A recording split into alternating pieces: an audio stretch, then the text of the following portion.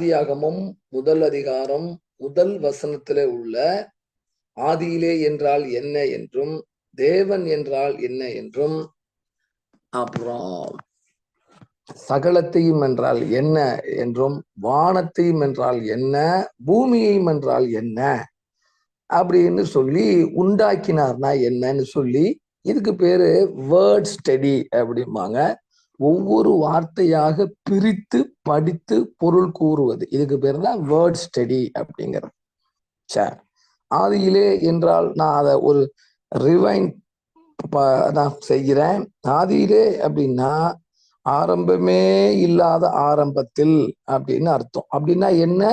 இதுதான் ஆரம்பம், வேற ஒரு ஆரம்பம் இல்லை அப்படின்னு அர்த்தம். சரிங்களா? தேவன் அப்படின்னா திரியேக தேவனை குறிக்கிறது ஏலோஹிம் என்று நம்ம பார்த்தோம். ஏலோஹிம் அப்படின்னா தேவர்கள் பன்மை சொல். ஏலோ என்றால் தேவன் என்றும் ஏலோஹிம் என்றால் தேவர்கள் என்றும் பொருள்படும். அப்போ தொடக்கமே இல்லாத ஒரு தொடக்கத்தில் ஏலோஹிம் திரியேக தெய்வம் வானத்தையும் அல்ல வானங்களையும் பூமியை அல்ல பூமிதான் பூமியையும் சிருஷ்டித்தார். சிருஷ்டித்தார் என்பதற்கு அது எப்படி சிருஷ்டித்தார்? இல்லாமையிலிருந்து உண்டாக்கினார் என்றும் பார்த்தோம். அப்போ இதை முழுமையாக புரிஞ்சு கொள்ளணும் அப்படின்னா இதை இப்படித்தான் சொல்லணும். தொடக்கமே இல்லாத தொடக்கத்தில் ஏலோகிம் என்ற திரியேக தெய்வம் வானங்களையும் பூமியையும் இல்லாமையிலிருந்து உண்டாக்கினார். இல்லாமையில் இருந்துன்னா என்ன அர்த்தம் அப்படின்னா எதுவுமே இல்லை, அவர் உண்டாக்குறப்ப எதையும் வச்சு உண்டாக்கல அப்படின்னு அர்த்தம் அப்படின்னு நம்ம பார்த்தோம். இதுதான் முதல் வசனம். இது ரெண்டாவது வசனம் ஆதியாகமம் 1:2. ரெண்டாவது வசனம் என்ன சொல்லுது அப்படின்னா பூமியானது ஒழுங்கின்மையும் வெறுமையுமா இருந்தது அப்படின்னு சொல்லி பார்த்தோம். நம்ம என்ன கேள்வியை கேட்டோம் நேத்து அப்படின்னா, சர்வத்தையும் உண்டாக்கின ஆண்டவர், வானத்தையும் பூமியையும் உண்டாக்கின ஆண்டவர், அது எப்படி ஒழுங்கின்மையாகவும் சீர்கட்டும் அதை உண்டாக்கி இருப்பார் அப்படின்னு கேள்வி. ஆனா எப்பயுமே பைபிள்ல நிறைய விஷயங்கள் இருக்கிறது. அது என்ன அப்படின்னா கமெண்ட்ரி என்று சொல்லுவாங்க, விளக்க உரை. நிறைய கமெண்ட்ரி நிறைய விதத்துல இருக்குது. ஆனா எல்லா கமெண்ட்ரியும் ஒத்துக்கொள்ளக்கூடியதா அப்படின்னா எல்லா கமெண்ட்ரியும் ஒத்துக்கொள்ள முடியாது. அப்போ வேதத்துக்கு பக்தி விருத்தி உண்டாக்கக்கூடியவைகள் தான் நம்ம ஏற்றுக்கொள்ள வேண்டும். அவங்கவுங்க தியானத்தை கமெண்ட்ரியா எழுதிடுவாங்க. அப்போ என்ன ஆகும்? அது அவங்கவுங்க புரிதல் தான் அது. அப்ப எல்லாருக்கும் ஒரு புரிதல் இருக்காது, புரிதல்ல வித்தியாசம் வரும். புரிதல்ல வித்தியாசம் இருந்ததுனாலதான் என்ன நடந்திருக்கு? கிட்டத்தட்ட 2015-16 ஒரு சர்வே எடுக்கிறாங்க, எத்தனை விதமான சபைகள் இந்த உலகத்துல இருக்குன்னு. ஏறக்குறைய 33,000க்கு அதிகமான சபைகள் இருக்குதான். அதாவது சபை பிரிவுகள் இருக்குதான். இன்னும் கொஞ்சம் இப்போ ரோமன் கேத்தலிக், லுத்ரன், மார்மன், எகோவா விட்னஸ், ஒன்லி ஜீசஸ், மார்த்தோமா, ஜேக்கோபைட், இந்த மாதிரி சபை பிரிவுகள் 33,000க்கு மேல இருக்குதான். அப்போ நான் சொல்றது கிட்டத்தட்ட 10 வருஷத்துக்கு முன்னாடி, இப்போ கிட்டத்தட்ட 80,000க்கு மேல இருக்க வாய்ப்பு இருக்குது. அப்போ இதெல்லாம் எதை காட்டுது அப்படின்னா அவர்கள் புரிதல், அவங்க புரிதல்ல வேதம் என்ன அப்படிங்கிறத காட்டுது. அப்போ இதுதான் நிஜமா அப்படின்னா அதுவும் இல்லை. அப்ப வேத வசனத்தின் அடிப்படையில் புரிந்து கொள்ளுதல் தான் சரியான புரிதல். ஆனா இந்த 2வது வசனத்துக்கும் 1வது வசனத்துக்கும் இடையில பல 100 ஆண்டுகள் ஆயிருக்கும் என்று சொல்லி பொதுவாக சொல்லுகிறவர்கள் சொல்லுகிறார்கள். அதுக்கு பேரு gap theory, GAP, gap theory. சரி, இதுக்கு ரெண்டுக்கும் இடையில என்னதான் நடந்திருக்கும் அப்படின்னு சொல்லி சொல்றாங்க அப்படின்னா இதுவுமே சொல்றாங்க தான். சரிங்களா? இப்படி இருந்திருக்கணும் அப்படின்னு சொல்றாங்க. ஏன்னா சர்வ வல்லமையுள்ள ஆண்டவர் ஒரு காரியத்தை அவர் உண்டாக்கி இருந்தால் அவர் தவறான விதத்திலே உண்டாக்கி இருக்க மாட்டாரு. அப்ப அப்படின்னா அவர் தவறாக சிருஷ்டிக்கிறவர் கிடையாது. அவர் எல்லாவற்றையும் சரியாக சிருஷ்டிக்கிறவர். அப்போ 2வது வசனம் தாறுமாறா இருக்குது. அப்ப அது சரி கிடையாது. அப்ப என்ன நடந்திருக்குது அப்படின்னா, பல 100 வருடங்களுக்கு அப்புறம் தான் 2வது வசனம் பூமியானது ஒழுங்கின்மையுமாயிருந்தது. இதுக்கு என்ன சொல்லுகிறார்கள் என்று சொன்னால், ஆண்டவர் 3 விதமான தூதர்களை வானத்திலே தேவ சமூகத்திலே வச்சுக்கலாமே உண்டாக்கினார். முதலாவது நமக்கு தெரிந்திருக்கிறபடி லூசிஃபர், கேப்ரியேல், மிகாவேல். சரிங்களா?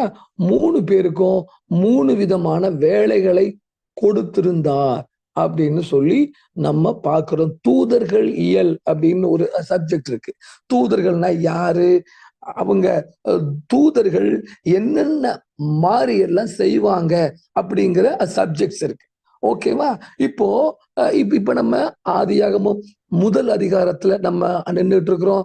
முதல் வசனத்திலையும் 2வது வசனத்துக்கும் ஏன் இந்த கேப் அப்படின்னு சொல்லி நம்ம இப்போ தியானிச்சு கொண்டிருக்கிறோம். இப்ப என்ன அப்படி என்றால் கவனிக்கணும். நீங்க இப்பதான் கொஞ்சம் பேர் அப்படி வர்றாங்க. Okay, good. இப்போ நான் சொல்றேன், ஏன் 2வது வசனத்துல கேப் வரணும்? ஏன் இந்த 2வது வசனம் ஆதியாகமம் 1:2 பூமியானது ஒழுங்கின்மையும் வெறுமையுமாயும் வந்துச்சு அப்படின்னா, முதல்ல லூசிஃபர், 2வது கேப்ரியேல், 3வது மிகாவேல்.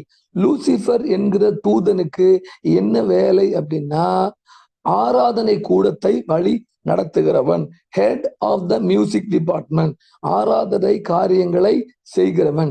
கேப்ரியேல் தூதனுக்கு என்ன வேலைன்னா செய்திகளை கொண்டு போவது. நீங்க தானியேல்ல மரியாள் இருக்காங்களே, மரியாளுக்கு தூது உரைக்கிறது, இது எல்லாமே காப்ரியேல் தூதன் செஞ்சது.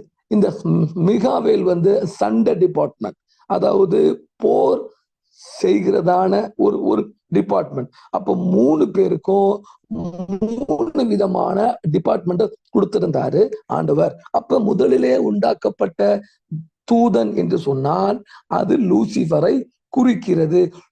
லூசிஃபர் என்கிற வார்த்தை பைபிள்ல அப்படி லூசிஃபர் அப்படின்ட்டுலாம் இல்லை. சரியா? அது நம்மளா தான் அதை லூசிஃபர் அப்படின்னு நம்ம பின் நாட்களிலே வந்ததாக அவர்கள் வேத வல்லுநர்கள் சொல்லுகிறார்கள். இப்ப என்ன நடக்குது? இப்ப தூதர்கள் எப்படி வர்றாங்க? அந்த ஏற்கனவே நமக்கு தெரியும். எசேக்கியேலையும் ஏசாயாலையும் வசனம் இருக்கு. நான் டெப்தா போகல. என்ன அப்படின்னா விரிவெளியே அப்படிலாம் ஸ்டார்ட் ஆகும் அந்த வசனம். நீ எனக்கு மேல நீ ஏறுவாயோ அப்படி இப்படிலாம் அதுல நிறைய அதுல வரும். நீ வானத்துக்கு ஏறுவேன்னு சொன்னாயே. இப்போ இங்க என்ன ஆகுது அப்படின்னா, தேவ தூதனாகிய லூசிஃபர், இப்ப நடக்கிற விஷயத்த நான் சொல்றேன்.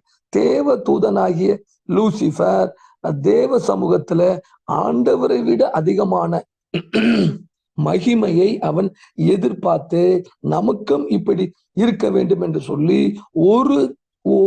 ஒரு கூட்ட தூதர்களை தன் பக்கமாக வசமாக்குகிறான். அப்படி வசமாக்கி ஆராதனை கூடத்துக்கு ஆண்டவருக்கு விரோதமாக எழும்புகிறான். அப்படி எழும்புறப்ப ஆண்டவர் அவனை விழத்தள்ளினார். அப்படி விழத்தள்ளுறப்போ என்ன ஆச்சு? அவன் ஒரு கூட்டத்தாராகிய தேவ தூதரோடு கீழே விழ தள்ளப்பட்டான். அப்படி அவன் கீழே விழ தள்ளுறப்ப பூமியில விழுந்தான். அப்படி பூமியில விழுறப்ப பூமியை ஆண்டவர் ஏற்கனவே நன்றாக படைத்து வைத்திருந்தார். இவன் இந்த பூமியை கெடுத்து போட்டான். இப்பதான் 2வது வசனத்தை நம்ம வாசிக்க போறோம். பூமியானது ஒழுங்கின்மையும் வெறுமையுமா இருந்தது அப்படின்னு. புரியுது இல்லைங்களா? யாருக்காச்சும் புரியலன்னா சொல்லுங்க, நான் 2வது டைம் சொல்ல நான் ரெடியா இருக்கேன். அப்போ பூமியானது ஒழுங்கின்மையுமாய் வெறுமையுமாய் இருந்ததுக்கு காரணம் என்ன? பூமி அது நாசம் பண்ணப்பட்ட பூமி. அது எப்படி நாசமாச்சு? லூசிபருடைய விழுகை. சரிங்களா? அப்போ இந்த வசனத்தை கூட நான் உங்களுக்கு எடுக்கிறேன். ஜென்சி கொஞ்சம் ட்ரை பண்ணி கொஞ்சம் எனக்கு சொல்லுமா? ஏசாயா எவ்வளவு இருக்கும்? 30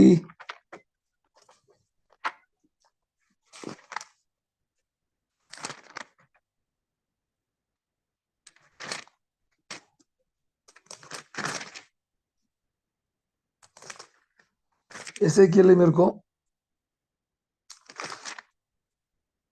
ஓகே, அவ கண்டுபிடிச்சு ஏசாயா 14:12 ஃபர்ஸ்ட். ஓகே, ஏசாயா 12th சாப்டர் நம்ம போயிருவோம். 14 12 14th சாப்டர் 12வது வசனம் வாசிச்சிருவோமா? அதிகாலையில் மகனாகிய விடிவெள்ளியே, நீ வானத்திலிருந்து விழுந்தாயே, ஜாதிகளை ஈனப்படுத்தினவனே, நீ தரையிலே விழவிட்டப்பட்டாயே. கீழே, நான் வானத்துக்கு ஏறுவேன், தேவனுடைய நட்சத்திரங்களுக்கு மேலாக என் சிங்காசனத்தை உயர்த்துவேன், வடபுறங்களில் உள்ள ஆராதனை கூட்டத்தின் பர்வதத்திலே வீற்றிருப்பேன் என்றும், நான் மேகங்களுக்கு மேலாக உன்னதங்களில் ஏறுவேன், உன்னதமானவருக்கு ஒப்பாவேன் என்றும் நீ உன் இருதயத்தில் சொன்னாயே. இது இதுதான். அப்போ இதை நம்ம எப்படி வாசிக்கணும்? இப்ப ஆதியாகமம் முதல் அதிகாரம் முதல் வசனம் வாசிச்சுட்டு நேரா ஏசாயால இந்த வசனத்தை வாசிச்சுட்டு அப்புறம் ஆதியாகமம் முதல் அதிகாரம் 2வது வசனத்தை வாசிச்சோம்னா ரொம்ப நல்லா புரியும்.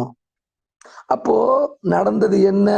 இடையிலே ஒரு சறுக்கல், இடையிலே பிசாசு அப்படின்லாம் நம்ம சொல்றோமே, அது சாத்தான்னு நம்ம சொல்றோமே, இது இடையில பூமியில விழுந்து கெடுத்து பூமியை சீர்கட்டாக்கி போட்டது.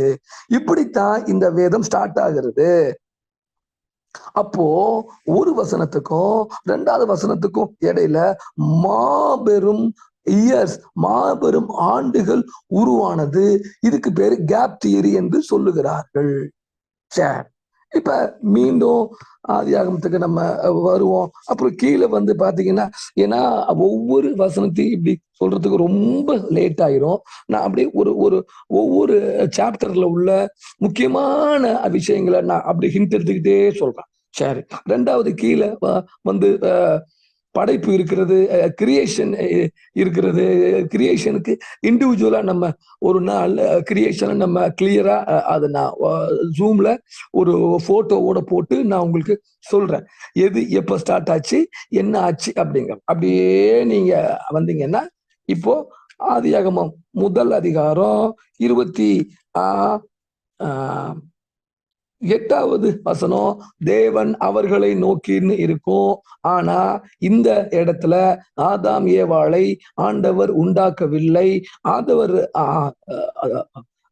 தேவன் 2வது அதிகாரத்துலதான் ஆதாமை உண்டாக்கினார். 3வது அதிகாரத்துலதான் ஏவாளை உண்டாக்குகிறார். ஆனா இங்க உள்ள அவர்கள் யாரு அப்படிங்கிறது ஒரு மாபெரும் குழப்பமாக இருக்கும். யாருமே இல்லாதப்ப அவர்களை ஆசீர்வதித்தார்னு போட வேண்டிய தேவை என்ன வந்துச்சு அப்படின்னு இருக்கும். ஒரு விஷயத்தை நம்ம நல்லா கவனிக்கணும். எப்பயுமே ஆண்டவருடைய, நான் கொஞ்சம் ஸ்பீடா தான் நான் அப்படியே சொல்லிட்டு இருக்கேன், நீங்க கவனிச்சுக்கிட்டே வாங்க. இப்போ ஆண்டவர் தன்னை போலவே, நீங்க 27ல ஆண்டவர் தன்னுடைய சாயலாக தம்முடைய ரூபத்தின்படி, சாயல்னா என்ன, ரூபம்னா என்ன அப்படிங்கிறத நான் ஏற்கனவே நான் சொல்லியிருந்தாலும் நான் மீண்டும் அதை சொல்றேன். சாயல் என்பது அவரை போல, ரூபம் என்பது கேரக்டரை குறிக்கும். அப்படின்னா என்ன? ஆளும் ஒண்ணுதான், கேரக்டரும் ஒண்ணுதான். அப்போ ஆண்டவரை போல ஆண்டவருடைய கேரக்டரில் நம்மை உருவாக்கினார் அப்படின்னு அர்த்தம். இதுதான் ஆதியாகமம் 1:27. கேரக்டர், சுபாவம் அப்படின்னு அர்த்தம். அப்போ என்ன போல இன்னொருத்தவர் இருக்காருங்கிறதுனால அவரு என்ன மாதிரி இருக்காருன்னு அர்த்தம் கிடையாது. என் கேரக்டரும் அவருக்கு இருந்தா தான் என்ன மாதிரி இருக்கான்னு அர்த்தம். சரிங்களா? அப்ப அவரு என்ன மாதிரின்னா என்ன மாதிரி அப்படியே ஜெராக்ஸ் ஆகிருக்கணும் குணாதிசயத்திலையும். அப்போ ஆதியாகமம் 1:27 தமது சாயலாக தமது ரூபத்தின்படி உண்டாக்கினார்னா ஆண்டவருடைய சாயல் என்ன, ஆண்டவருடைய ரூபம் என்ன நமக்கு தெரிஞ்சுக்கணும். சரி, இப்ப நம்ம எங்க போனோம்? ஆதி யோவான் சுவிசேஷம் 4:24 போகணும். படிக்கலாமா யாராவது?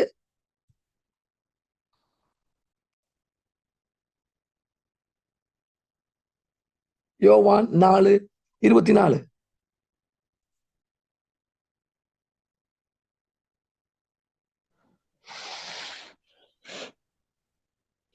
தேவன் ஆவியாய் இருக்கிறார்.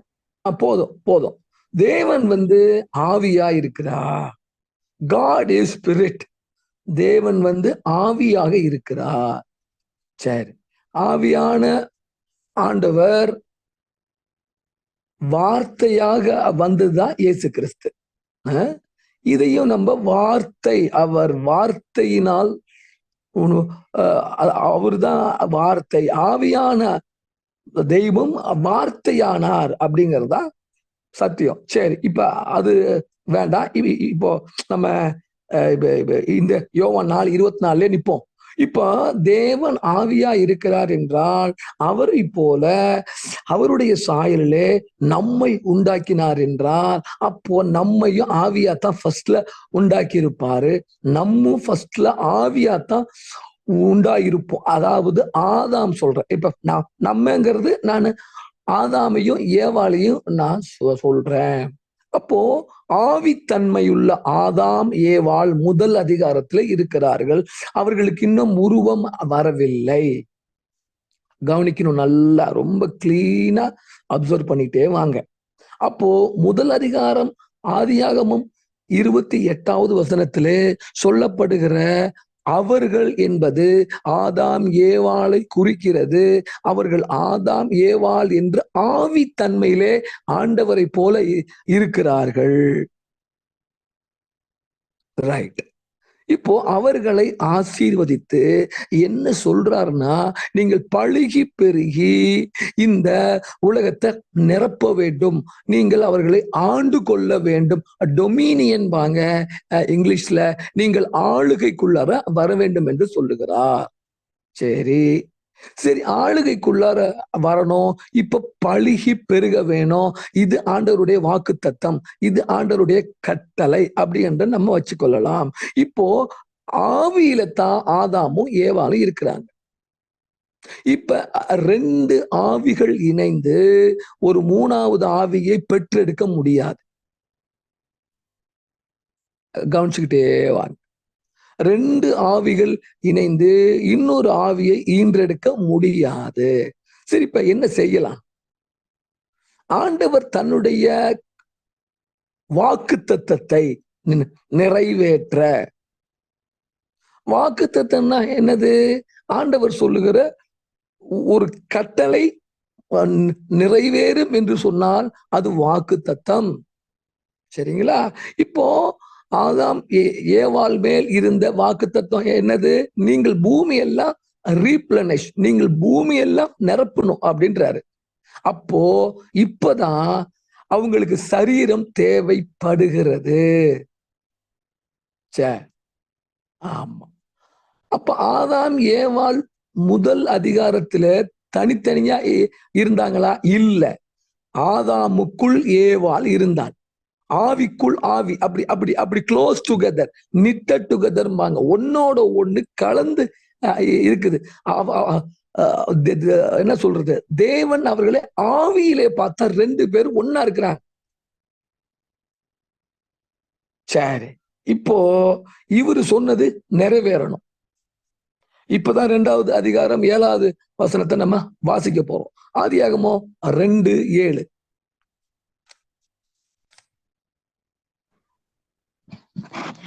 தேவனாகிய கர்த்தர் மனுஷனை பூமியின் மண்ணினாலே உருவாக்கி ஜீவ சுவாசத்தை அவன் நாசியிலே ஊதினார். மனுஷன் ஜீவாத்மாவானான். இப்பதான் நம்ம நடைமுறைக்கு வர்றோம். என்ன நடைமுறை? வாக்குத்தத்தம் இப்ப நிறைவேறணும். எப்படி நிறைவேறும்? ஆதியாகமம் 2:7 இருக்குது. ஃபர்ஸ்ட்ல ஏப்பா ஏற்கனவே நான் உங்களை ஆசீர்வதித்து விட்டேன். இப்போ நீங்க பூமிக்கு போய், அதாவது நீங்க மனுஷனா இருந்தா தான், ஆண் பெண்ணா இருந்தா தான் இன்னொரு உயிரை ஈன்றெடுக்க முடியும். அப்படி என்று சொல்லி மண்ணினானே அவனை உருவாக்கி அவனுக்குள் தன்னுடைய ஜீவ சுவாசத்தை நாசியிலே ஊதினார். அவன் உயிருள்ளவனானான். அவன் ஜீவ ஆத்மாவானான். ஓகே, சரி. இப்ப இதெல்லாம் எதுக்கு நடக்குது? 28வது வசனம் முதல் அதிகாரத்துல நிறைவேறணும் இல்லையா? அந்த நிறைவேறுதலுக்காக இப்ப அப்படியே மேல மேல மேல மேல போகுது. சரி, இத காமனா என்ன சொல்லுவாங்கன்னா, முதல் அதிகாரம் சுருக்கமா சொல்லிட்டு அப்புறமேலு எப்படி எப்படிலாம் உண்டாக்குனாரு அப்படின்னு சொல்லுவாங்க. அப்படி சுருக்கமா சொல்லியிருந்தா எல்லாத்தையும் சொல்லியிருக்கணும். ஆனா இதுல பாதிதான் இருக்கும். ஆதாமுடைய படைப்பை மட்டும் முன்னாடியே சொல்ல வேண்டிய தேவை இல்லை. ஏன்னா அப்புறம் பாபிலோன் இருக்கு, அது இருக்கு, இது இருக்கு, ஏதேன் இருக்கு. இது எல்லாமே முதல் அதிகாரத்துல சொல்லிட்டு அதுக்கப்புறம் நான் விளக்குறேன்னா ஓகே. ஆனா அப்படி இங்க இல்ல. என்ன போட்டிருக்குது இங்க? என்ன மாதிரி? ஆதாம் ஏவாளுடைய கிரியேஷனை மட்டும்தான் சொல்லுது. அப்போ 2ஆம் அதிகாரத்துல தான் ரியல் கிரியேஷனு. ஏன்னா 28 1வது முதல் அதிகாரம் 28ல வாக்குத்தத்தம் நிறைவேறணும். அப்ப சரீரம் வேணும், சரீரம் வேணும். அப்போ இப்ப ஆதாம உண்டாக்கியாச்சு. ஏற்கனவே நான் சொன்னேன், ஆதாமுக்குள் ஏவாள் இருந்தாள் அப்படின்னு சொல்லி சொன்னேன். இப்போ என்ன ஆகுது? அப்படியே கிரியேஷன் பண்ணிட்டு அப்படியே வர்றாரு. இந்த 2வது அதிகாரத்துல நான் முன்னமே சொன்ன 3 சொன்னேன். I am sorry. இப்போ 2வது அதிகாரம் 21வது வசனம், 2:21. அப்பொழுது தேவனாகிய கர்த்தர் ஆதாமுக்கு அயர்ந்த நித்திரை வர பண்ணினார். அவன் நித்திரை அடைந்தான். அவர் அவன் விலா எலும்புகளில் ஒன்றை எடுத்து அந்த இடத்தை சதையினால் அடைத்தார். கீழே தேவனாகிய கர்த்தர் தாம் மனுஷனின் எடுத்த விலா எலும்பை மனுஷியாக உருவாக்கி அவளை மனுஷனிடத்தில் கொண்டு வந்தார்.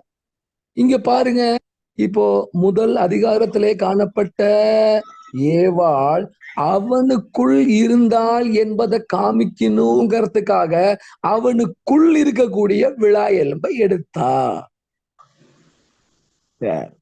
இப்பதான் ஒரு ஆளை 2 ஆக்குறது, ஒரு ஆளை 2 ஆக்குறது.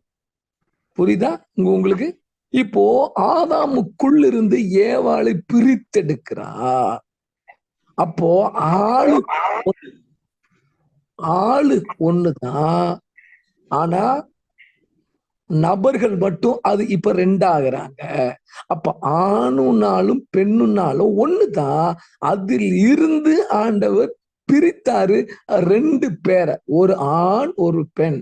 ஆண் சம்பந்தப்பட்டவைகள், பெண் சம்பந்தப்பட்டவைகள். இவர்கள் இருவரும் இணைந்து 3வது இன்னொரு ஆளை ஈன்றெடுக்க வேண்டும், பெற்றெடுக்க வேண்டும். அந்த ஆளு இன்னொரு பெண்ணோட இணைந்து இப்படி இப்படி இப்படி இப்படி ஃபுல்லா பூமிய நிரப்பணும். அப்போ வாக்குத்தத்தத்தினுடைய நிறைவேறுதல் தான் இந்த கிரியேஷன். சரி, இதை இப்படியே நம்ம பிராக்டிக்கலாவும் கொஞ்சம் யோசிப்போமே. அப்ப ஆணும் பெண்ணும் சமங்கிறீங்களா? ஆமா, ஆணும் பெண்ணும் இப்ப ஆணுக்கு கீழ்ப்படினுங்கிறாங்களே. ஆமா, அது எப்படி?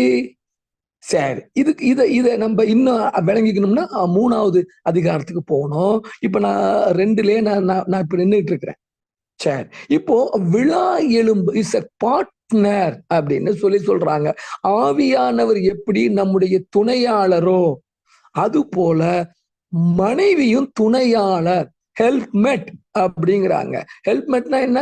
2 பேரும் தான் பிளான் பண்ணி செய்வாங்க, இவங்க அவங்களுக்கு கொஞ்சம் ஹெல்ப் பண்ணுவாங்க. ஹெல்ப்மெட். ஒரு குடும்பம் அப்படின்னா ஆணுக்கு பேராய் நிற்கணும், அதுதான் குடும்பம் அப்படிங்கிறது.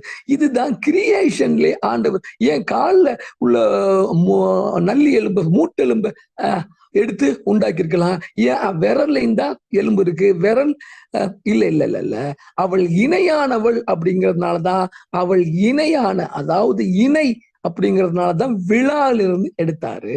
ஒரு ஒரு ஒரு ஒரு சரீரத்தினுடைய உருவம் விழா எலும்புல தான் இருக்கு. விழா எலும்பு மட்டும் இல்லாட்டி தலை இருக்கும், இடுப்புக்கு கீழே இருக்கும், இடையில உள்ள சரீரத்துக்கு உருவம் இல்லாம போயிடும். அப்போ ஒரு குடும்பம்னா விழா எலும்பு முக்கியம் ஆச்சா. அப்போ திருமணமானவர்கள் என்ன புரிஞ்சுக்கணும்? ஆணுக்கு பெண் இணை, துணை அப்படின்னு புரிஞ்சுக்கணும். துணைங்கிறதுனால இணை இல்லைன்னு அர்த்தம் கிடையாது. அப்ப நான் கீழேயா? இல்ல, கீழே எல்லாம் இல்ல.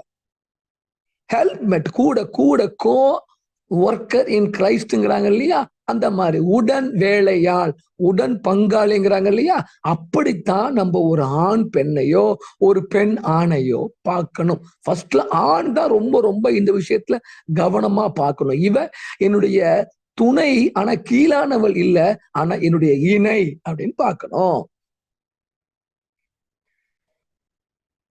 சரி, இப்ப இப்ப 2 பேரையும் உருவாக்கியாச்சு.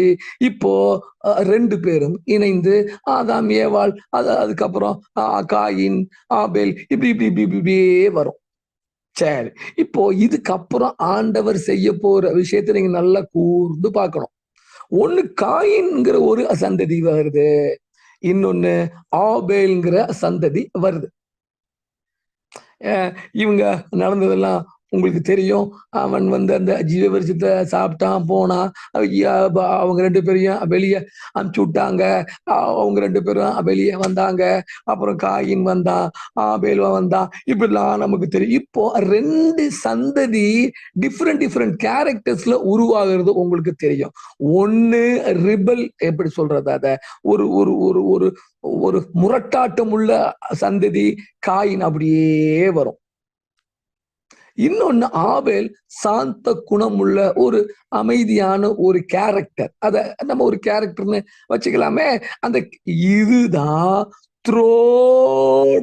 முழு பைபிளையும் நீங்க பார்க்கலாம். ஒரு காயின் குரூப் இருக்கும், ஒரு ஏவாள் குரூப் இருக்கும். சரி, ஒரு என்ன சொல்றது, ஆபேல் குரூப் இருக்கும். அப்படின்னா என்ன? நெடுகவே நீங்க அப்படியே பாருங்க, ஏசா யாக்கோப்பு. ஏசா இந்த காயினுடைய அந்த கேரக்டராவே இருப்பான்.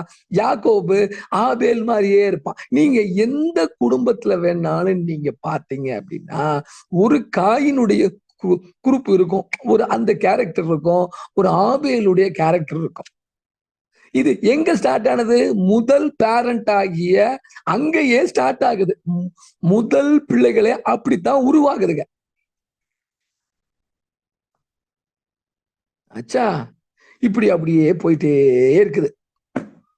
வெளிப்படுத்தின விசேஷம் வரைக்கும் எந்த கதையை நீங்க எடுத்துக்கிட்டீங்கனாலும், எந்த சம்பவத்தை எடுத்துக்கிட்டீங்கனாலும், இரு வேறுபட்ட கேரக்டர் நெடுகவே ஊடுருவி இருப்பதை நீங்க பார்க்கலாம். இதுதான் 2வது அதிகாரத்துல இப்ப நம்ம நின்றுட்டு இருக்கிறோம். ஆச்சா, சரி. இப்போ இவங்க அப்படியே இது இப்ப பாருங்களேன், இதுல ஒரு முக்கியமான விஷயத்தையும் நான் சொல்றேன். ஒரு சபை பிரிவு இருக்கு. அந்த சபை பிரிவுக்கு பேரு வில்லியம் மரிய பிரான்ஹாம் குரூப்பும் பாங்க. சென்னையில எல்லாம் நிறைய இருக்குது, கோயம்புத்தூர்ல இருக்குது, அப்புறம் திருச்சியில இருக்குது. இவங்களுடைய கோட்பாடு இந்த இடத்துல என்ன அப்படிங்கறத நம்ம நல்லா தெளிவா பார்க்கணும்.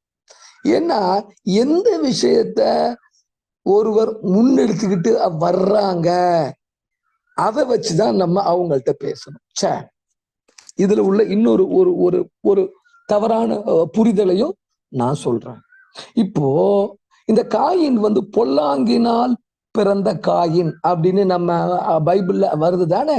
பொல்லாங்கினால் உண்டான காயின், பொல்லாங்கினால் உண்டான காயின்னு நிறைய இடத்துல வரும். இது அவர்கள் எப்படி புரிஞ்சுக்கிறாங்க அப்படின்னா, இத எப்படி சொல்றாங்கன்னா, காயின் ஆதாம் மூலமா உண்டாகல, சர்ப்பத்தின் மூலமா. பாம்பு இருந்துச்சு இல்லைங்களா ஏதேன் தோட்டத்துல, அந்த ஏதேன் தோட்டத்துல உள்ள பாம்பு மூலமா உண்டானா அப்படின்னு சொல்லிட்டு இன்னும் ஒரு படி அவங்க இறங்கி என்ன சொல்லுவாங்க அப்படின்னா, காயினுக்கு ஏன் இந்த கேரக்டர் வந்துச்சு அப்படின்னா, பாம்பு ஏவாளும் உடல் உறவு வைத்து கொண்டு அதுக்கப்புறம் காயினை ஈண்டெடுத்தா ஏவாள் அப்படிம்பாங்க. ஏன்னா அங்க எழுதிக்கிறது என்ன, பொல்லாங்கனால் உண்டான அப்படின்னா என்ன, சாத்தான். அப்படின்னா என்ன, சாத்தானோ ஏவாள் சேர்ந்து பெற்றெடுத்த பிள்ளைதான் காயின் அப்படின்னு சொல்லி உபதேசத்தை உடையவர்கள் தான் பிரான்ஹாம் என்கிறதான குரூப். 1945 65 ஏதோ ஒரு டேட்டு சொல்லுவாங்க. அப்பவே இயேசு கிறிஸ்து வந்துட்டு போயிட்டாரும்பாங்க. அப்புறம் என்ன சொல்லுவாங்கன்னா, ஒரு 7 சபை பிரிவு இருக்குது. 7ஆம் சபை தூதன் தான் வில்லியம் பிரான்ஹாம், 6ஆம் சபை தூதன் தான் அப்போஸ்தலனாகிய பவுல். இப்படி ஒவ்வொரு இன்னமும் 4ஆம் சபையோ 2ஆம் சபையோ ஜான் வெஸ்லி, இப்படி ஒவ்வொரு காலத்திலையும் வாழ்ந்த தூதர்கள், ஒரு பிரபலமான ஊழியர்களை அவங்க தூதன்னு சொல்லி 7 பகுதியா பிரிச்சு இப்ப நம்ம 7வது இதுல இருக்கோம். இந்த 7வது சபைக்கு தூதன் வில்லியம் பிரான்ஹாம். அவர் 1960s ஏதோ அவரு இறந்துட்டாரு. அவருக்கு முன்னாடியே வந்து இயேசு கிறிஸ்து வந்துட்டு போயிட்டாரு அப்படின்னு சொல்றதுதான் வில்லியம் பிரான்ஹாம் குரூப். இவங்களும் கிறிஸ்தவங்க தான் தங்களை சொல்லிக் கொள்ளுகிறார்கள். இப்படி ஒரு டீச்சிங் இருக்கு. இந்த அடிப்படையில இதையும் நீங்க புரிஞ்சுக்கிறது நல்லது. ஆச்சா, ஏன்னா சென்னையில நிறைய பேர் அப்படி இருக்கிறாங்க. ஆமா ஆமா, சரி. இப்போ இவங்க 2 பேரும் கனியை சாப்பிட்டாங்க, இவங்க கனியை சாப்பிடல, உறவு வச்சுக்கிட்டாங்கிறது தான் அவங்களுடைய அண்டர்ஸ்டாண்டிங். நம்ம வசனத்துல என்ன போட்டிருக்கோம் அதை நம்ம நம்புறோம், மத்த எதையும் எடுக்கிறது கிடையாது. இப்ப நம்ம 3வது சாப்டருக்குள்ளார வரோம். இதுல நீங்க இந்த 2லயே இன்னும் ஒரு குடும்ப சம்பந்தப்பட்ட ஒரு விஷயம் இருக்குது. ஆதாமிட்ட ஆண்டவர் கனியை சாப்பிடுன்னு சொல்றப்ப ஏவாளு சீன்ல இல்ல. கவனிச்சுக்கிட்டே வாங்க. ஏவாளு அப்ப இல்ல, ஏவாளு சீன்லயே கிடையாது. ஆச்சா, ஏவாள் சீன்ல இல்ல. இவன் ஏவாள்கிட்ட சொல்லிட்டானா, ஏப்பா இந்த மாதிரிப்பா அவரு சொல்லியிருக்கிறாருப்பா, நீ சாப்பிடாத அப்படின்னு சொல்லியிருக்கணும். அப்கோர்ஸ். ஆனாலும் இப்ப யாருக்கிட்ட பிசாசு இப்ப வந்துச்சு, ஆதாமிட்ட வரல, ஏவாள்கிட்ட வருது. ஏன், ஏவாள் வந்து இன்ஸ்ட்ரக்ஷன் வந்து புருஷன் சொன்னது, ஆதாமுக்கு இன்ஸ்ட்ரக்ஷன் ஆண்டவர் சொன்னது. இதெல்லாம் நீங்க நல்லா கூரா பார்க்கணும். இதுல நிறைய ஃபேமிலி விஷயம் இருக்கிறதுனாலதான் நான் இதை இன்னும் கொஞ்சம் அப்படியே நிதானிச்சுக்கிட்டே இருக்கேன். நான் இதை கவனிச்சுக்கிட்டே வாங்க. ஆதாமிட்ட நீ சாப்பிடாதன்னு சொன்னப்போ, இதை புசிக்கும் நாளிலே நீ செத்து போயிருவேன்னு சொன்னப்ப சீன்ல ஏவாள் இல்ல. அதுக்கப்புறம் என்ன ஆச்சு, சீன்ல அவன் இல்லைங்கிறதுனால இவன் தான் விஷயத்தை ரிசீவ் பண்ணி ஏவாள்கிட்ட சொல்றான். சரி, இப்போ பிசாசு ஆதாமிட்ட வந்திருக்கணும். அப்படி வந்திருந்தா என்ன நடந்திருக்கும்னா, நீ உன் வேலையை பார்த்துட்டு போறியான்னு இருப்பான். ஏன்னா ஆண்டவர் எனக்கு சொல்லியிருக்காருப்பா, நீ உன் வேலையை பார்த்துட்டு போ, எனக்கு எல்லாம் தெரியும், நீ போயிரு அப்படின்னு இருப்பான். ஆனா இவ இன்ஸ்ட்ரக்ஷன் கேட்டுக்கிட்ட ஆள்கிட்ட வரான். ஏப்பா அப்படியா சொன்னாரு அப்படின்ற, எங்க வீட்டுக்காரர் அப்படி சொல்லலீங்களே, சாப்பிடாதீங்க சொன்னாரு. ஏப்பா இப்படியாப்பா சொன்னாரு, ஏப்பா அதுக்கு அர்த்தம் என்னப்பான்னு சொல்லி ஆண்டவரோடு தொடர்பு இல்லாதவனை தான், அதாவது ஏவாளத்தான், என்னதான் அப்படி இருந்தாலும் இன்ஸ்ட்ரக்ஷன் சொல்லது வீட்டுக்காரருங்கிறதுனால இந்த அம்மா அவ்வளோ ஒன்னும் ஸ்ட்ராங்காலாம் ஒன்னும் அதை எடுக்கல. இதுல உண்மை இல்லாம இருக்குமோ அப்படின்னு நினைச்சிட்டு இதுல அந்த அளவு சீரியஸ்னஸ் இல்லைன்னு என்ன பண்ணி புடிச்சு இது பழத்தை பிச்சு சாப்பிட்டதும் இல்லாம இது புருஷனையும் கன்வின்ஸ் பண்ணுது. ஏங்க நீங்க தானங்க சொன்னீங்க, ஆனா இது வேற ஒண்ணு அது சொன்னுச்சுங்க, இது சூப்பரா இருக்குமா, நீங்க சாப்பிட்டு பாருங்களேன்னு சொன்னோன்ன இந்த பழத்தை அவனும் சாப்பிட்டான் அப்படின்னு நம்ம வாசிக்கிறோம்.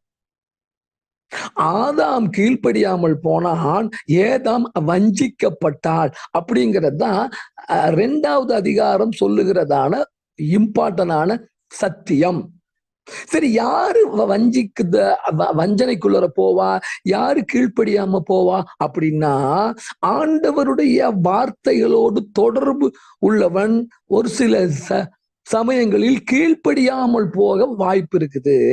ஆனா அவரோடு கூட இருந்தாலும் ஆண்டவரோடு தொடர்புல அவ்வளவுதான் இல்லாதவங்க வஞ்சிக்கப்பட வாய்ப்பு இருக்குது.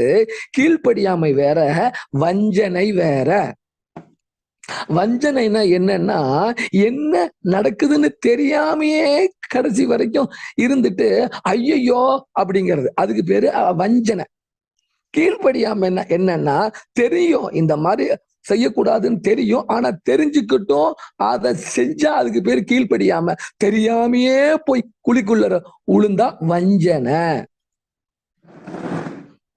இங்கிலீஷ்ல ஆதாம் டிஸ்ஓபேய்டு அப்படின்னு போட்டிருக்கு, ஈவ் டிசீவ்டுன்னு போட்டிருக்கு. டிசீவ்டுனா வஞ்சனை, டிஸ்ஓபேய்டுனா கீழ்ப்படியாமை.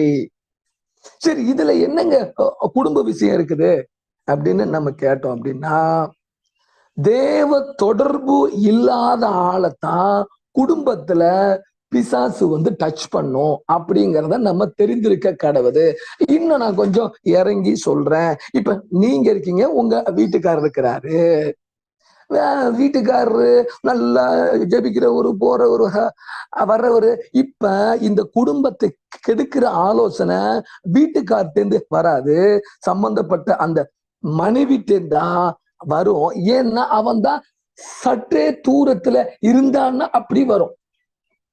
இவன் என்ன சொல்லுவா, ஏங்க இது அப்படிங்களாமாங்க, இப்படிங்களாமாங்க, ஏங்க நம்ம வீட்டுக்கு அவங்க வரல, நம்ம இதுக்கு அவங்க வீட்டுக்கு போனோம், இதெல்லாம் தேவைங்களாங்க, ஏங்க இதெல்லாம் பாருங்க, ஏங்க இந்த குடும்பத்தை விட்டு நம்ம ஃபர்ஸ்ட்ல விலகலாம் அப்படிங்கிற ஆலோசனை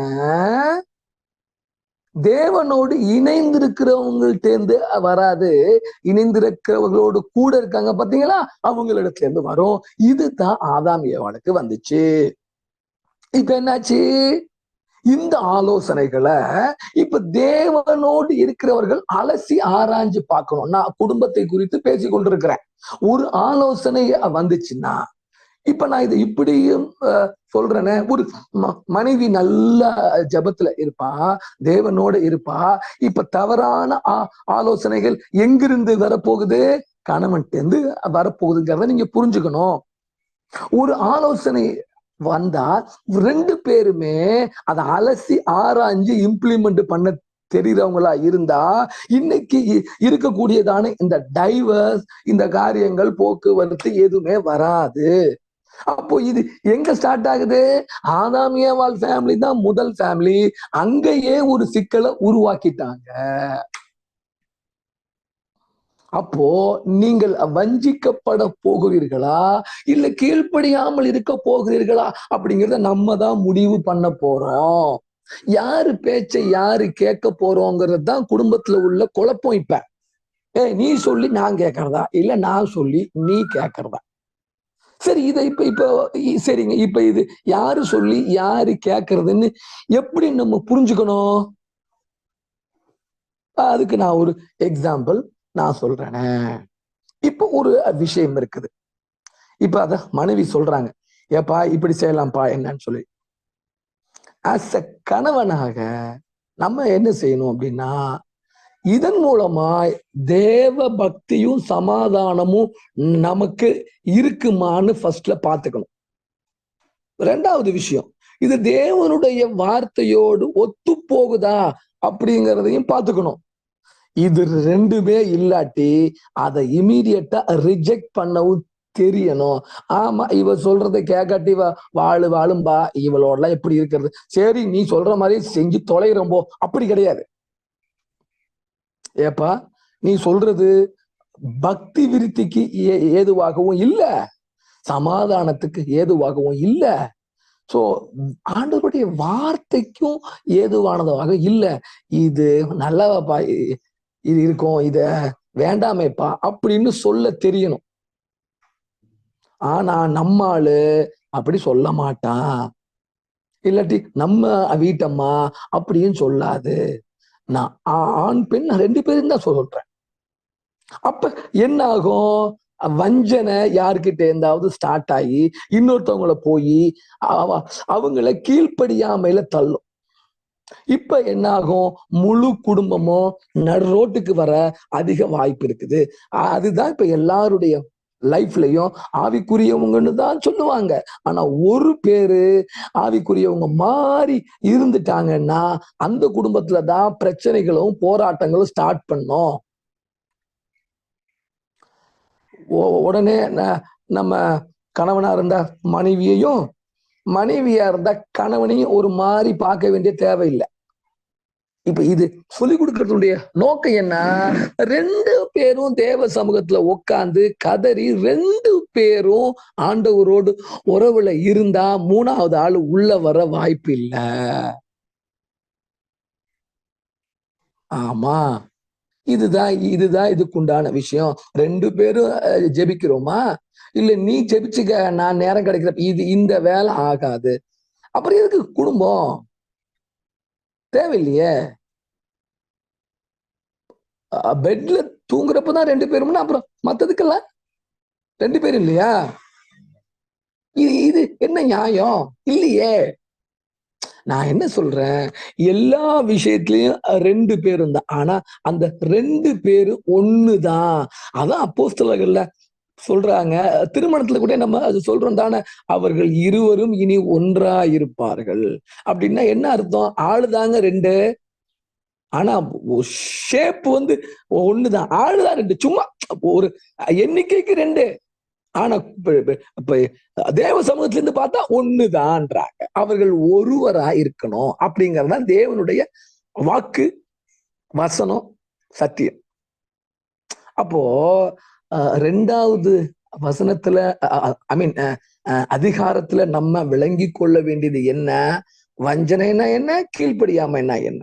இந்த வஞ்சனைக்கு லாஸ்டா நான் ஒரு இன்னொரு விஷயத்தையும், வஞ்சனை என்ன எக்ஸாம்பிள், இந்த தேவனுடைய ஊழியக்காரர்கள் அவர்கள் இவர்கள் எல்லாம் இருக்கிறாங்க, நிறைய பேர் இருக்காங்க, இவங்க அடையாளங்களை செய்யறாங்க, அற்புதங்களை செய்யறாங்க, எல்லாம் செஞ்சு விட்டு கடவுளுடைய சமூகத்தை போய் நிக்கிறாங்க.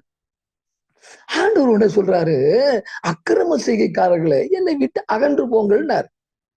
கிரமத்துக்கு ஆப்போசிட் அக்கிரமம். கிரமம் என்றால் ரெகுலர் அப்படின்னு அர்த்தம், அக்கிரமம்னா இர்ரெகுலர் அப்படின்னு அர்த்தம். அப்ப அக்கிரமம்னா நீங்க செய்ய வேண்டியதை சரியா செய்யாதவனுங்க அப்படின்னு அர்த்தம்.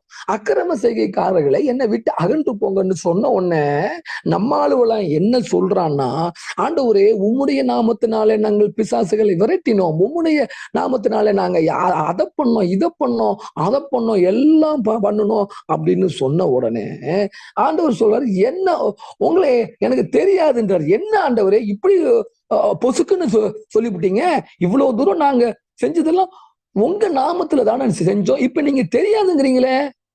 இல்ல நீங்க கிரமமா செய்யலன்றாரு. இதடா வம்பா போச்சு. சரி ஆண்டவரே அதை இப்ப சொல்றீங்களே, அப்பயே நீங்க சொல்லிக்கலாம்ல. இல்ல நீங்க நியாய தீர்க்கிறப்பதாண்டா இதெல்லாம் சொல்லணும். இப்ப எவனுமே நீங்க ப்ராப்பரா செய்யல, உங்களுக்காக உண்டாக்கி இருக்கிற நரகத்துக்கு போங்க. நான் எப்படி இருக்கும் பாருங்க. நெஞ்செல்லாம் வெந்துரும் அப்படியே. நான் என்ன சொல்ல வர்றேன், ஒரு பெரிய அடையாளம் ஆகுது, ஒரு பெரிய அற்புதம் ஆகுது, அதை வச்சு ஒரு ஆளை கணிச்சிடக் கூடாதுங்கிறதுக்காக நான் சொல்ல வர்றேன். இவங்களுக்கெல்லாம் நம்ம கரெக்டா தான் செய்யறோம்னு போய் கடைசியில நின்னா அவர் சொல்றாரு நீ கரெக்டா செய்யல போடா வெளியேன்னா எப்படி இருக்கும் பாருங்க. இதுக்கு பேர் தான் வஞ்சிக்கப்படுதல். இந்த பூலோகத்துல இருக்கிறப்ப பெரியவர்களை போல இருக்கிறவங்க இப்ப என்னன்னா இப்ப நான் ஒரு எக்ஸாம்பிள சொல்லி நான் நிறைவு செய்யறேனே. இப்ப நானே இருக்கிறேன், ஒரு 2 லட்சம் பேர் வர்றான் என் கூட்டத்துக்கு. ஆமா, பயங்கரமா சுவிசேஷத்தை பேசுறான், அங்கங்க வியாதிகள் சுகமாகுது, அங்கங்க பயங்கரமாகுது, ஆச்சா போச்சா எல்லாம் பின்னி பெடல் எடுக்குது. அப்பா எல்லாரும் சொல்றாங்க ஐயோ இவரு போல ஒரு ஆள் இல்லம்மா. நான் போய் நிக்கிறப்ப உன்னை தெரியாதுன்னா எப்படி இருக்கும்? என்னாண்டவரே அன்னைக்கு 2 லட்சம் பேர் வந்தானே, சரி உனக்கு தெரியாதுன்ற அப்புறம் நீ 2 லட்சம் பேர் வந்தா 1.5 லட்சம் பேர் வந்தாட்டு போடா வெளியேங்கிறாரு அவரு. என்ன ஆண்டவரே இப்படி சொல்றீங்க? அப்புறம் எப்படி அந்த அடையாளங்கள்? இயேசுவின் நாமத்தை எவன் சொன்னாலும் அற்புதம் அடையாளம்.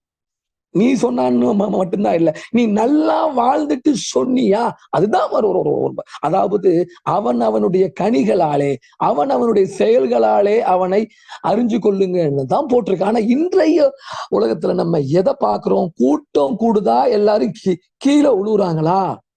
கூட்டம் கூடுதா சுகமாகுதா? இது அல்ல ஒரு ஊழியத்தை நிர்ணயிக்கும் மெத்தட். இது கிடையவே கிடையாது. அப்ப வஞ்சனைன்னா என்ன? கடைசி வரைக்கும் தப்புன்னே தெரியாமே போறது, கடைசியில போய் நின்னப்பதான் தெரியும் தப்புங்க. என்னங்க சொல்றீங்க இப்ப தப்புன்னு? ஏன்னா நீ தப்பு செஞ்சேன்னு தெரியாமலே செய்யறது. இதுக்கு பேர் தான் வஞ்சிக்கப்படுதல். நல்லது மாதிரியே கடைசி வரைக்கும் கொண்டுட்டு போய் கடைசியில குழிய வெட்டி உள்ளா தூக்கி போடுறது. இதுக்கு பேர் தான் வஞ்சனை. இப்ப கிளியரா உங்களுக்கு விளங்கி இருக்குன்னு நான் நம்புறேன். இப்படியாக எந்த ஒரு அதிகாரமுமோ வசனமோ நம்ம வாழ்க்கையோட ஒப்பிட்டு பார்க்க தெரியணும். சும்மா அது இல்லாம அது எங்கேயோ நான் எங்கேயோன்னு போனா அது சரியா வராது. ஏன் இவ்வளவு வசனங்கள் நம்ம வாழ்க்கையோட ஒப்பிட்டு பார்த்து நம்மளை நாமே சரி செஞ்சு கொள்ளதான் இவ்வளவு எழுதிருக்குதே. அது யாருக்கோ கிடையாது. அப்போ நான் பால் நினைக்கிறேன் தீமோத்தேயுவுக்கு எழுதுறாரு, தேவனுடைய வசனம் எல்லாம் தேவனுடைய ஆவியினாலே நம்முடைய பிரயோஜனத்துக்காக எழுதப்பட்டிருக்குன்னு போட்டிருக்கு. ஏங்க இந்த ஆதியாகமத்துல இருந்து ரெவலேஷன் வரைக்கும் நம்முடைய பிரயோஜனத்துக்காக தான் ஆண்டவர் இதெல்லாம் எழுதி வச்சுக்கிறார். குடும்பம் நடத்துறது எப்படி, குடும்பத்துல வாழ்றது எப்படி, பிள்ளைகளை நடத்துறது எப்படி, இது எல்லாமே இங்கதான் இருக்குதுங்க. அப்போ பைபிள ஏதோ ஒரு தியாலஜிக்கல் ஏதோ ஒரு வேத புத்தகமா மட்டும் வாச்சோம்னா அது நல்லா தான் இருக்கும். ஏ அப்பா அப்படியா போட்டிருக்குது, ஏ அப்பா. ஆனா அது வாழ்க்கைக்கு பிரயோஜனமாகுமாங்கிறத பார்க்கணும். அதை எடுத்து நம்ம வாழ்க்கைக்குள்ளார ஃபிட் பண்ண தெரியணும். ஆதியாகம 2 சொல்லுகிறது week link will be suffer. அப்படின்னா என்ன அர்த்தம்? எந்த லிங்க் வீக்கா இருக்கோ அதுலதான் அடி விழுகும். இன்னும் நான் இத விளக்கமா சொல்லி நான் நிறைவு செய்கிறேன். இப்ப ஒரு ஆளு 3வது 4வது மாடில இருக்கிறார். ஒரு சங்கிலின்னா செயின், கோத்து கோத்து கோத்து கொத்துனா அப்படியே அந்த சங்கிலி இருக்கும். இப்ப கீழே தரையில ஒரு ஆள் நிக்கிறார். இவரு கீழே உள்ளவரு சங்கிலிய புடிச்சுக்கிட்டு இப்ப மேல ஏறணும். 52வது லிங்க் இருக்கு இல்லையா, ஒரு சின்ன சின்ன லிங்க் தானே சங்கிலிங்கிறது, செயின்ங்கிறது. 52வதுல உள்ள அந்த சின்ன வளையம் வீக்கா இருக்கு. இப்ப அச்சா 2000 வளையமும் சூப்பரா இருக்குதே, அந்த 52வது வளையம் இருக்குதே அது மட்டும் வீக்கா இருக்குது. இப்போ ஏங்க ஒரே ஒரு வளையம் தாங்க வீக்கா இருக்கு, நான் ஏறிறேங்கன்னு ஏற முடியாது. ஏன்னா அந்த செயின் தான் அக்க போகுது. இப்ப இவன் புடிச்சுக்கிட்டு ஏறிக்கிட்டு வரலாம் பாருங்க. அந்த 52வது செயின் அப்படியே விலகுச்சுன்னா அதோடு கூட 2000 லிங்க் உள்ள செயின் இணைஞ்சிருந்தாலும் வேஸ்ட், அவன் புதக்கடின்னு கீழே தான் விழுகணும். அது போலதான் குடும்பத்துல 5 பேர் இருந்தோம்னா 5 செயின், 5 லிங்க் வளையம், ஒவ்வொரு வளையத்தையும் தானே நம்ம இன்டர்லிங்க் செய்வோம். இப்ப 5 வளையத்துல ஏதாவது ஒரு வளையம் எப்படியும் வீக்கா இருக்கும், எப்படியும் வீக்கா இருக்கும். 1 2 3 வீக்கா இருக்கும். எது ரொம்ப வீக்கா இருக்கோ அங்கதான் முதல்ல விரிசல் விழுகும். விரிசல் விழுந்தா முழு செயினும் 2 ஆயிரும். எங்க வீட்டுல மொத்தம் 4 பேரு, நானு, மனைவி, மகள், மகன். இதுல எங்கேயோ ஒண்ணு வீக்கா இருக்கும், அது எனக்கு தெரியணும். எது வீக்கா இருக்கோ அதை ஸ்ட்ராங் பண்றதுக்கு உண்டான எல்லா வேலையும் நான் தான் செய்யணும். இப்ப யாரு மூலமா சமாதான கேடு வரப்போகுது? எவன் வீக் லிங்கா இருக்கிறானோ அவனிடத்துல இருந்தா சமாதான கேடு வரப்போகுதுங்கிறத எனக்கு தெரியணும்.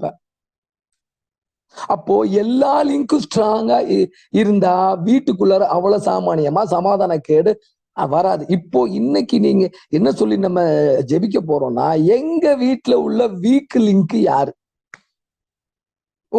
உடனே இப்படி சொன்னதுனால புருஷங்காரங்களை போய் நீ தான் வீக் லிங்க் அப்படின்னு சொல்லக்கூடாது. பிள்ளைங்க போய் நீ தாண்டா வீக்கா இருக்க அப்படி சொல்றதுக்காக நான் சொல்லல. நீங்க உட்காந்து ஜெபம் பண்ணணும். ஆண்டவரே, யார் மூலமா எங்க வீட்டுக்குள்ளார பிசாசு வருது? வீட்டுக்காரா, மகனா, மகளா, இல்ல நானா? ஃபர்ஸ்ட் அதை கண்டுபிடிக்கணும். அந்த அவர்களை நம்மளோட சேர்த்து உட்காந்துக்கிட்டு ஜெபம் பண்ணி அவங்கள ஸ்ட்ராங் லிங்கா மாத்தணும். இப்படி செய்ய செய்ய செய்ய செய்ய செய்ய ஆதாம் ஏவாளு ஏதேனை விட்டு விரட்டப்பட்டார்கள். நம்மள ஆண்டவர் விரட்டக்கூடாது இந்த குடும்பமாகிய ஏதேனை விட்டு.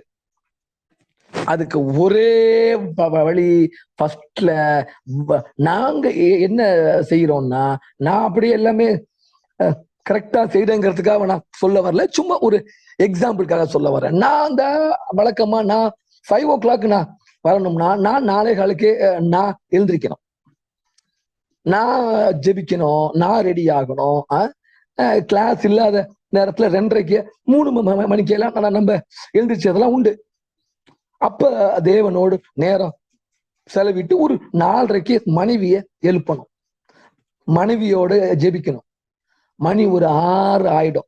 பிள்ளைங்களை எழுப்பிடணும், பிள்ளைங்களோட உட்காந்து ஜெபம் பண்ணணும். அப்ப நான் ஸ்டார்ட் பண்ணணும், மனைவிய 4:30 5 மணிக்கு எழுப்பி என்னோட சேர்த்துக்கணும். ஒரு 6 6:15 தான் பிள்ளைங்க எப்படியா இருந்தாலும் எழுந்திருக்கும். ஏன்னா குட்டி பிள்ளைங்க தானே, அதுங்களை நம்மளோட சேர்த்துக்கணும். மணி 6:30 மணி ஆகும். ஒரு 6 to 7 குடும்பமா உட்கார்ந்து ஜெபிக்கணும்.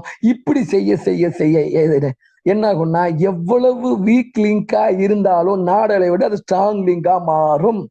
இதுக்கு நம்முடைய பிரயாசம் என்ன? நம்ம 3:30 உட்கார்ந்தாதான் 6:30 வரைக்கும். அப்ப முதல் 3.5 மணி நேரம் தேவ சமூகத்துல நம்ம ஃபேமிலி உட்கார்ந்துட்டு வெளியே போச்சுன்னா மீதம் இருக்கக்கூடிய 21 மணி நேரத்துல எந்த லிங்கும் வீக் ஆகாம ஆண்டவர்களுடைய பாதுகாப்புல நம்ம இருப்போம். இதுதான் ஆதியாகமம் 2வது அதிகாரம் நமக்கு சொல்லி தருகிறது. ஜெபிக்கலாம். நல்ல ஆண்டவரே, ஸ்தோத்திரம் அப்பா. வேதத்தினுடைய ரகசியங்களை நம்ம லேர்ன் பண்ணணும் பாருங்க அப்பா. ஸ்தோத்திரம். யாரை காட்டிலும் நாங்கள் மேன்மையானவர்கள் அல்ல, பாவியிலும் பிரதான பாவி நாங்க தான் ஆண்டவரே. அப்பா உமக்கு ஸ்தோத்திரம். இந்த நாளிலே இணைந்திருக்கிற இந்த 6 சகோதரிகளுக்காக இயேசுவின் நாமத்தில் நான் ஜெபிக்கிறேன். வேதத்தை ஏதோ ஒரு தியாலஜிக்கல் புத்தகமாக, ஏதோ ஒரு தியான கையேடாக நாங்கள் எடுத்துடக்கூடாதுப்பா ஆண்டவரே. அதுல போட்டிருக்க ஒவ்வொன்றும் எனக்காக, என் பிரயோஜனத்துக்காகன்னு சொல்லி வசனத்துல போட்டிருக்கேப்பா. என் கண்களை திறங்கப்பா. எங்க வீட்டுல நான் வீக் லிங்கா இருந்தா அதை சரியாக்குங்கப்பா. என்ன காலையில சீக்கிரமா எழுப்புங்கப்பா. நான் எல்லாத்தையும் சம்பாதிச்சாலும் என் சொந்த குடும்பத்தை விட்டுட்டா என்னப்பா நான் செய்யறது? ஆண்டவரே, உங்களுடைய சமூகத்துல என்ன கொடுக்குறேன்னு கேளு. இன்னைக்கே உட்காந்து பிரச்சனைகள், சூழ்நிலைகள், போராட்டங்கள் வர்றப்ப எங்கிருந்து உள்ள வருது வழிய பாருங்க. உள்ளர வர்ற வழிய அடைக்கணும். ஃபர்ஸ்ட்ல வழிய அடைச்சிட்டீங்கன்னா தாழ்பாள்கள் பலப்படும், குடும்பம் பாதுகாக்கப்படும். ஆமா, நல்ல ஆண்டவரே, இப்படி ஒரு சான்ஸ எங்களுக்கெல்லாம் உண்டாக்குனீங்களப்பா. ரொம்ப நன்றி அப்பா. இந்த நாளிலே புதிதாக இணைந்திருக்கிற தங்கை ஷோபாவுக்காக இயேசுவின் நாமத்துல ஜெபிக்கிறேன். பிள்ளைய நான் ஆசீர்வதிக்கிறேன். மூத்தவனாகிய நான் இளைய சகோதரியை இயேசுவின் நாமத்தில் ஆசீர்வதிக்கிறேன்ப்பா. சிஸ்டர் ரேச்சலை ஆசீர்வதிக்கிறேன்ப்பா. தங்கை செஃபிலாவை இயேசுவின் நாமத்தில் ஆசீர்வதிக்கிறேன்ப்பா. என்னுடைய மனைவி இணை ஜென்சிய இயேசுவின் நாமத்துல ஆசீர்வதிக்கிறேன்ப்பா. சிஸ்டர் கீதாவை நான் இயேசுவின் நாமத்துல ஆசீர்வதிக்கிறேன்ப்பா. குடும்பத்துல தேவ சமாதானம் பெருகுவதாக இயேசுவின் நாமத்தில். அன்வான்டட் லிங்க்ஸை ஸ்ட்ரென்தன் பண்ண கிருபை தாங்கப்பா. ஆண்டவரே, உமக்கு ஸ்தோத்திரம். எல்லாரும் இது தேவையில்லாத லிங்க்னால அதை சரிபடுத்த கிருபை தாங்கப்பா. உங்களுடைய நல்ல நாமத்துக்கு ஸ்தோத்திரம்ப்பா. இரக்கம் பாராட் கிருபதாரம் இயேசு கிறிஸ்துவின் மூலம் செபிக்கிறோம் நல்ல பிதாவே. ஆமேன், ஆமேன், ஆமேன். தேங்க்யூ. நீங்க வந்ததுக்கெல்லாம் ரொம்ப ரொம்ப நன்றி. நிறைய நம்ம இன்னும் லேர்ன் பண்ணணும். ஆமா, 3, 4, 5, 6. ஏன்னா ஒவ்வொரு சாப்டர்லயும் குடும்பத்துக்கு உண்டான ஒரு விஷயம் ஒவ்வொரு சாப்டர்லயும் இருக்குங்க. சோ நம்ம லேர்னிங் செய்வோம், ஆண்டவரோடு வாழ்வோம். ஆண்டவர் நம்மை ஆசீர்வதிக்கட்டும். ஆமென். ஓகே, நாளை இதே நேரம் இதே லிங்க்ல நம்ம வந்துருவோம். Thank you. Praise Lord, brother. Thank you.